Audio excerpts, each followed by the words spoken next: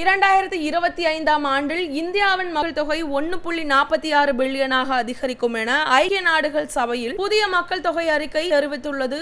UNFPA அறிக்கையின்படி 2025இல் 1.46 billion மக்கள் தொகையுடன் இந்தியா உலகில் அதிக மக்கள் தொகை கொண்ட நாடாக இருக்கும். இது சுமார் 40 ஆண்டுகளில் 1.7 பில்லியனை எட்டும் என்றும் எதிர்பார்க்கப்படுகிறது. இந்தியாவின் மொத்த கருவுறுதல் விகிதம் தற்பொழுது ஒரு பெண்ணுக்கு 1.9 பிறப்புகளாக குறைந்துள்ளது. இது மக்கள் தொகையை பராமரிக்க தேவையான 2.1 என்ற மாற்றீடு விகிதத்திற்கு கீழே உள்ளது. இந்தியாவின் 24% மக்கள் பிறந்த குழந்தையிலிருந்து 14 வயதிற்கு உட்படுத்தப்பட்டவர்கள், 17% பேர் 10 to 19 வயதிற்கு உட்படுத்தப்பட்டவர்கள், 26% பேர் 10 to 24 வயதிற்கு உட்படுத்தப்பட்டவர்கள். நாட்டின் 68% மக்கள் உழைக்கும் வயதில் இருக்கின்றனர். 65 வயதிலிருந்து அதற்கு மேற்பட்ட முதியோர்களின் எண்ணிக்கை தற்பொழுது 7% உள்ளது. 2025ஆம் ஆண்டு நிலவரப்படி ஆண்களின் ஆயுட்காலம் என்பது 71 ஆண்டுகளும் பெண்களின் ஆயுட்காலம் 74 ஆண்டுகளாகவும் இருக்கும் என கணிக்கப்பட்டுள்ளது. 1960இல் ஒரு பெண்ணுக்கு கிட்டத்தட்ட 6 குழந்தைகள் இருந்த நிலையில் இன்று சராசரியாக 2 குழந்தைகள் என்ற நிலைக்கு குறைந்துள்ளதற்கு கல்வி மற்றும் இனப்பெருக்க சுகாதார அணுகல் மேம்பட்டதே காரணம் என